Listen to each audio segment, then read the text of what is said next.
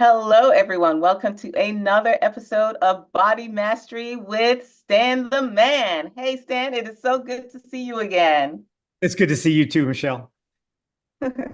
Well, what we said last week was that we were going to focus this month, not last week, but we said last month was that we were going to focus this month and next month on backpacks because I don't know about you. Have you been paying attention, ladies and gents, to the backpacks that our children are wearing to go to school? A lot of times we don't really think about what is the impact of those backpacks on our kids. Today and next month, we're going to be focusing on what those backpacks are doing and what are some possible alternatives that we can consider when working with our children. Stan, what you got for us today? Well, it's beyond my time now. I don't have young children in school anymore, but I do recall watching these kids. And I have school children that live in our neighborhood still. So I'm able to observe this. And once you become aware of something, then it's like everywhere. You start noticing it. And Mhm. not just in children, but in adults. But I want to focus this time on children. So what we understand is that these kids are wearing actually butt packs and not a backpack. Okay. And the reason that they're wearing a butt pack is these books are so stinking heavy. And if we did a common study has proven and shown that kids are carrying backpacks that are actually up to 30% of their body weight. Now, that's alarming because imagine you're carrying around, if you're a 120-pound kid, Mhm. and that's usually a high school kid, but you Mhm. throw 40 pounds into a backpack, that's a third of your body's weight. Now, Wow. bring that down to a younger child that Mhm. is 80 pounds. Mhm. Um, Now they're carrying almost 25 pounds in their back on their backpack. Mhm. Now, just to give you a reference point, carry around 2 gallon jugs of water for, let's say, 15 minutes. Mhm. A gallon of water weighs 8 pounds. Mhm. And do you know how uncomfortable that is? Mhm. Now carry two of those. Now you're carrying 16 pounds around. Okay. Because it's not like carrying a weight, it's carrying something that is bulky, taking up more space. So these books, they settle in the backpack differently. And now they're Mhm. condensing. And now it's a hard surface. So what happens, and I got a backpack here with me, Oh, good. A demo. is so we've got this backpack full, right? Uh-huh. And we put our kids in these backpacks. Now, this is a little more um, uh, fitted backpack, but I'm going to simulate what our kids are doing. And they're putting on these backpacks, and the straps are right here, and that backpack is down there. Exactly. Yeah. Okay. And then we see them doing this because in that in that lumbar thoracic part of their back where they Mhm. can get that flat, now Mhm. they're carrying it like this. It's easier, right? Mhm. And what's happening is it's rounding the shoulders, okay? And it's making the head go forward.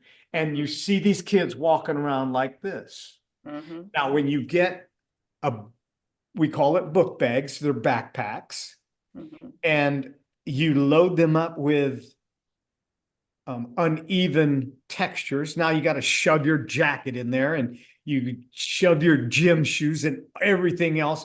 Now you got things in your ribs and you're Uh-huh. doing this and then it shifts. So we're walking and now we got more weight over here. So here's what's happening. We're doing this and Mhm. we're walking like that. And if Hmm. you walk like this long enough, now, ladies and gentlemen, Yeah. if you're carrying a laptop, you're carrying Uh-huh. it over on Watch it. this side. Guess what you're doing? This is what you're doing constantly. How many of you do this? You're constantly readjusting it. And every time you do that, you're up like this. And you're Mhm. holding it so it doesn't slide down because if you were natural, it would just fall off. Mhm. So here's what we're doing all day long. We're carrying this, or we see kids with backpacks and they're carrying it like this. Yeah. And they're suspending it with their hands and they're lifting that shoulder up. Now they've got curvature in their spine. And then they go to the chiropractor or the doctor and say, you know what? Your child is going to have Scoliosis. scoliosis. The parent starts to get tears in their eyes because now what's our result? Well, we might need to do surgery. Now tears on both sides. I had parents call me up crying because they had a well-meaning professional say, look, we do two things, drugs or surgery. And this is what, now, even if the kid doesn't have surgery, just that emotion that goes on in that sets in the body, okay? And so I've had parents call me crying saying, look, this is what the doctor said. What do I do? And I look at the kid and I go, well, first off, let's look at the activities that they're participating in. Let's get rid of the backpack. It's not fitted for them. That's one thing we can do. So we can get this backpack to where it's cinched up, but it's not cutting off the circulation, because just because you can run these straps all the way, now what you're doing is you're doing this. Now you're causing nerve impingement in the shoulder. So it's a double-edged sword. But if I get a backpack that is fitted, now I can take one step. Another step that you can do, and this is going to be weird,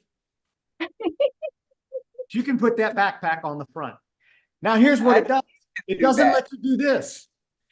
It allows you to stand back up. Now you're vertically loaded because you're bringing that backpack up. Your shoulders are coming back. The impingement is not here.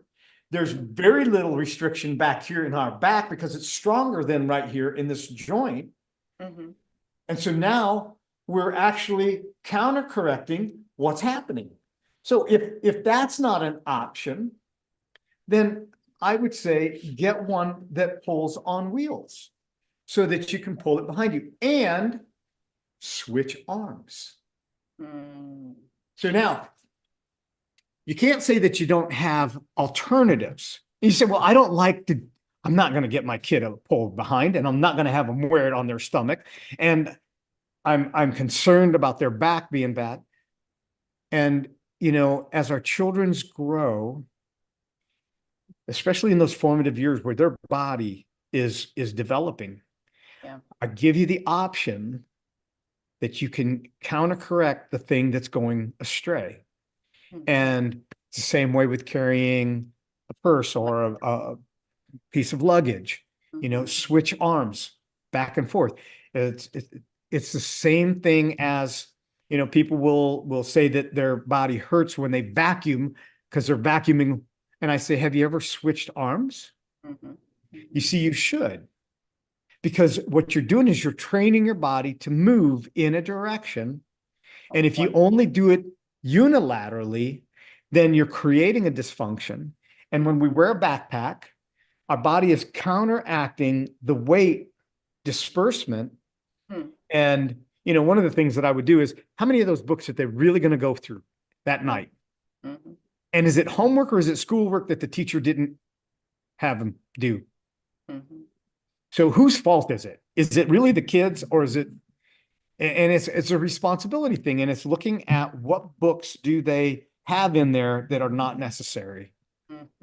Why carry luggage around that, you're not going to utilize? I don't know how many other people, like I take 2 suitcases because I never know what the weather's going to be like, right? And then I'm like, I never even wore half of that stuff. Well, it's as silly as that is, but it's the same thing with our backpack. It's the same thing in our purse. It's the same thing with our laptop. If we're carrying it all on one side predominantly, young moms will put their baby on their hip. Well, my daughter has this thing, and I forget what it's called, but she wraps it around. It's like a weight belt, and then it's got a platform that the baby sits on. And the baby sits right on top of that. So she's not having to do this. And she could just set the baby right there. And it's so cool. It is so cool. But that's one of those tools that eliminates that curvature of the spine. And if we can do that, the idea is to be preventative rather than reactive. Yeah. And if we can evaluate what's going in those book bags or backpacks, that's going to be a key. So what I hear you saying, our body hack for today is focusing on our children, looking at these backpacks that they're wearing, and first of all, acknowledging that they're carrying tremendous weight. And so the first thing to do is to help them to prioritize. Don't just shove all your books in your bags at the end of the day because they're there. Really think about, what do I have homework with? Do I really need this book, or do I not need this book? Do I really need to take my gym shoes back and forth? Do I really need to take my gym outfit today? So help them to prioritize what needs to go into the backpack. And then the second thing that I hear you saying is to become aware of where we are positioning the backpack, to either adjust the straps properly or put it on the front, or don't wear a backpack at all and just put it in one of these roller things. I've seen more and more students actually having the little roller bags, and I think that's ingenious. So those are the options, ladies and gents. You're not locked into one way of doing things, but the most important thing is to first become aware that this is an issue that can lead down the line, sometimes sooner than later, to a lot of issues with your child's posture, with your child's back, with your child's nerves, because remember, all of the spinal cord between those discs are nerves that go to different parts of the body. So you may have a situation where your child is experiencing pain in different parts of the body, and it's related to the fact that the discs are squeezing on those nerves because of your body's attempt to adjust or compensate for all of that weight that's on the child's back. So once again, Stan, thank you for this phenomenal body hack. And thank you for the insight that we need to be able to help our children to not be in pain and to be able to grow strong, healthy postures. Absolutely. Absolutely. So until next month, my ladies and gents, feel free to comment, send us a message about any other thing that you are concerned with regards to body mastery, and we will address those concerns. We hope to look and see you next month. Until then, peace and blessings.